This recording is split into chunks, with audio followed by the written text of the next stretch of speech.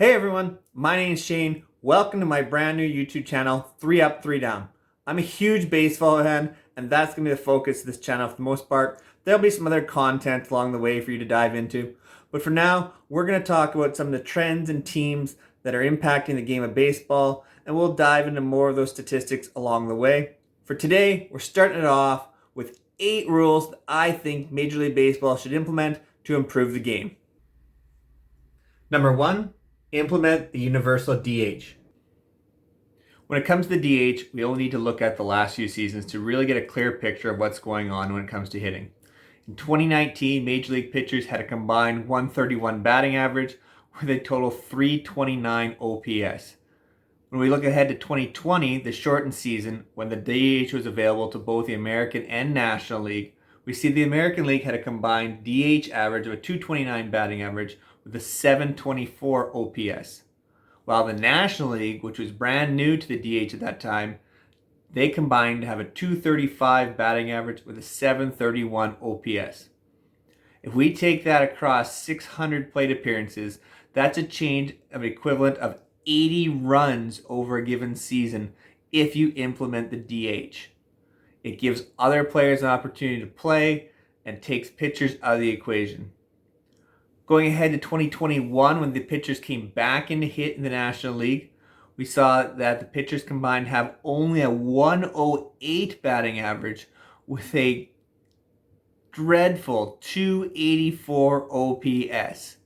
Compared to the Major League average hitter was hitting 244 with a 728 OPS. That is a supreme drop-off from even 2019. In fact, in 68 postseason and regular season at-bats, Max Scherzer combined have 0 hits. You know who else had 0 hits? Me! And I'm sitting on my couch. It's time to implement the universal DH. We want to see Miguel Cabrera. We want to see Nelson Cruz. We want to open up these opportunities for players to hit more often. In fact, as a fan, if you're going, for example, an Atlanta Braves game, and you want to see Ronald Acuna Jr. play, well, he's just coming off that ACL injury, and if he's not going to be able to play as often, is going to need some day offs, as a fan, you're still going to want to see him hit. In comes the universal DH. Ronald Acuna Jr. has the opportunity to hit on off days, which means more opportunities to see a young talent play rather than watch a pitcher flail away for 2 or 3 at-bats every game. Time to bring in the universal DH. Of course, at the time of recording, CBA negotiations are going on, and the universal DH looks like it's going to come into play. That's wonderful for the sport. So hopefully that will be locked in, and these CBA negotiations can be taken care of, and we'll get to see the best of the best hitting rather than watching pitchers put up a 108 batting average. Time to move on. Number 2, change first base. We've all seen the type of play that we're looking at next and the reason we want to change first base. Pitcher throws a pitch in, batter taps the ball out in front of home plate, catcher and pitcher scramble to try and retrieve the ball, get up and throw the ball as hard as they can towards first base, trying to catch the runner going down the line. Oftentimes you see the ball strike the runner running to first base. If there's runners on base, they take off. We've got a ball careening down the right field line. We see the batters taking off for second base. Often if base runners are on base runners are scoring.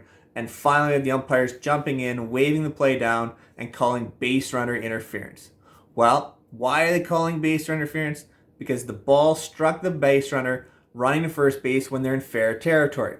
Of course they're in fair territory. That's where the base is. How do we fix it? It's simple. We put the orange safety bag in play. Brand new base. It's used in millions of games across North America. We put the orange safety bag at first base. That makes it the easiest play for the runner who's hit the ball to take off down the line, and they run in foul territory. No reason to be in fair territory. We can now make it so that if they run in fair territory and the ball strikes them, we can challenge that play. If their last step is in fair territory before the ball strikes them, then they're out. Ball's dead. Move on. The orange safety bag allows us to make the right call. We don't need to have first base only in fair territory. Time to make the change.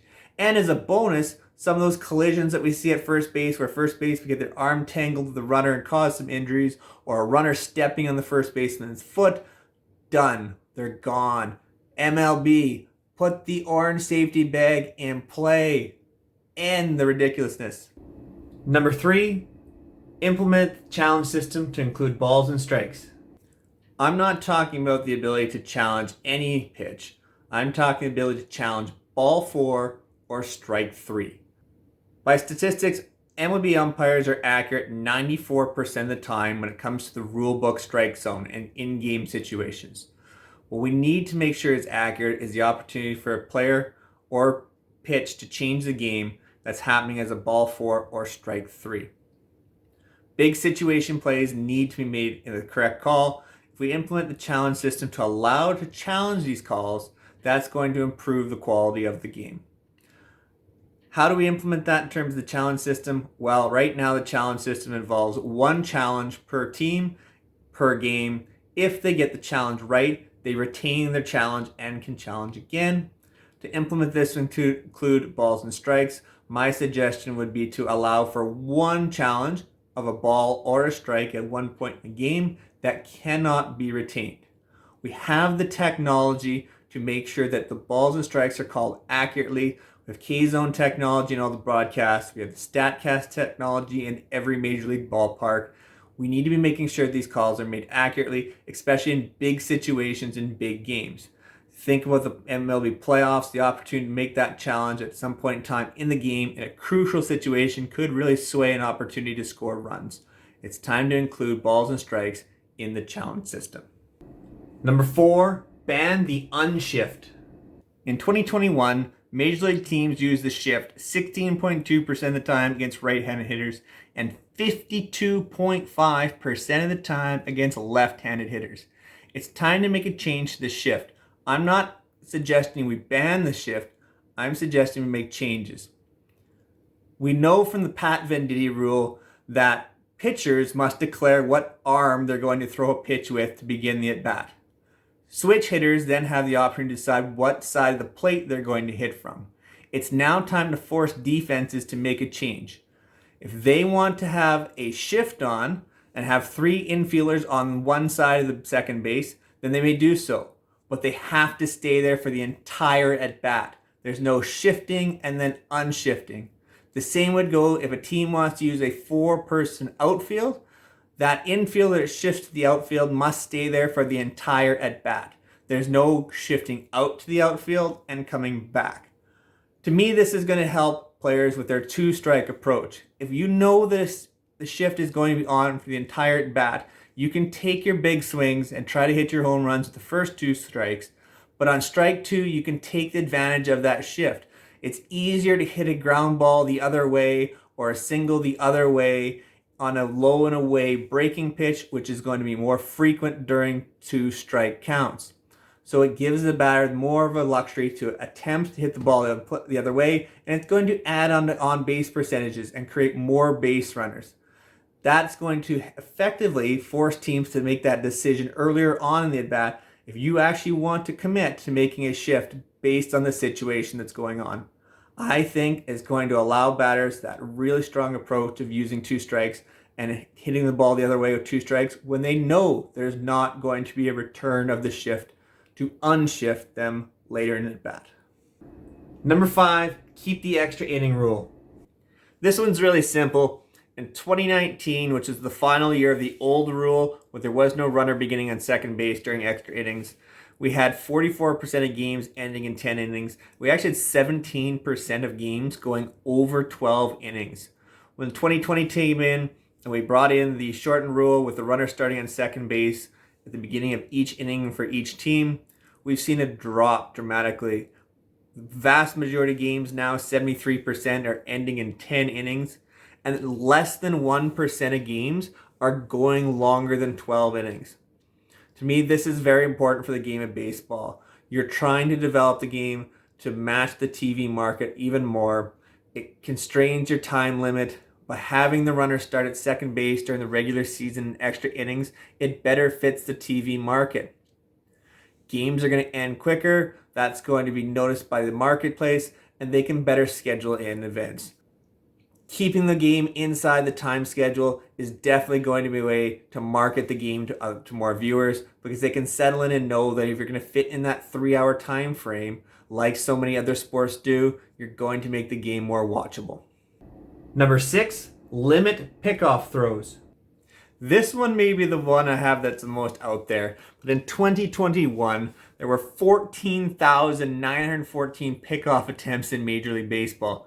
224 actually resulted in a runner being picked off, with 103 errors, which sounds like a lot, but the success rate's only 1.5% on a pickoff attempt, and the error rate was 0.7%. That means that nothing happened 97.8% of the time. So why are we allowing so many pickoff attempts when nothing is happening? We see there's approximately 6 combined attempts per game.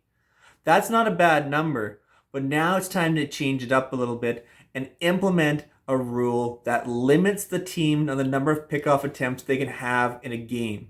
You want to include more strategy in the game? You want to include more speed in the game? Well, let's take advantage of this by limiting pitchers to the number of pickoff attempts. I'd love to see base runners that excel at base stealing bases taking longer leads at first or second base.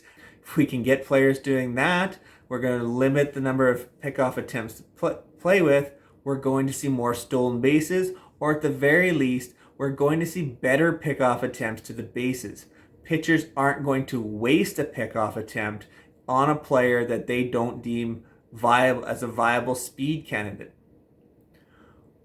This is going to increase the pace of the game as well. We're going to have less pickoff attempts, and ones that do happen, we know are going to be for a reason. Their pitchers are going to throw over to first or second base when they believe they have an attempt to pick off the runner, rather than to slow the game down or to try to choose a different pitch or to look at different signs. This can be a real game changer to the game and really put speed back into the game. Number 7, further reduce mound visits. When Major League Baseball implemented mound visits and limited mound visits, it was a good rule. It's going to pick up the pace of the game. But now, teams have found ways around it. Catchers and pitchers are carrying cards to relay signs or sequences of signs back and forth. We don't need the number of mound visits now. Currently, we're at 5 mound visits per team per game. We just don't need that many mound visits anymore. Teams have found their way to work around it. Catchers have wristbands. Pitchers have cards in their back pocket or in their hat. Fielders are all carrying a different card. It's a waste of time to have them. It takes far too long. We don't need the pitching coaches coming out as often as they do. We limit the mound visits. We cut it from 5 down to 4 or maybe 3, and we're still going to have the same effect on the game. I still would like to see 1 mound visit for an extra inning, but maybe we make it 1 every 2 innings rather than every extra inning. Number 8, implement a pitch clock. I don't think the game is radical enough to go to a pitch clock with runners on base yet, but we've seen the pitch clock being used in the minor leagues, and now it's time to bring it to the major leagues, but we'll start with the caveat that it's going to take place when there's no runners on base. Major League Baseball actually has a rule for this. It's a pitcher is supposed to throw a pitch every 12 seconds when there's no runners on base. There's our standard. Let's implement a pitch clock so that standard is followed. If you want to start a little higher, like 14 seconds to start, I don't have a problem with that, but it's time to get the game going when there's no runners on base and there's limited decisions that need to be made. To go along with this, if a batter takes a pitch so they don't swing at all, then why are we allowing them to step out of the box? Let's keep the game moving. The ball is live. The ball gets back to the pitcher. They're ready to throw the next pitch. They should not be waiting for a batter. 12 seconds is ample amount of time once a pitcher receives the ball to get back on the mound, get the signal, and get on with the game. We've seen all kinds of starters in the past that love to get the pace going in the game, and I think it is an advantage to hitters as well if the pace is moving at it. If the game is moving at a steady pace. So Major League Baseball, here it is, 12 seconds with no runners on base. Get it in the game. Thank you for making it all the way to the end of the video. Greatly appreciate your support, and I hope you share this video, subscribe to the channel so we can expand this channel as much as possible. Till next time, take care.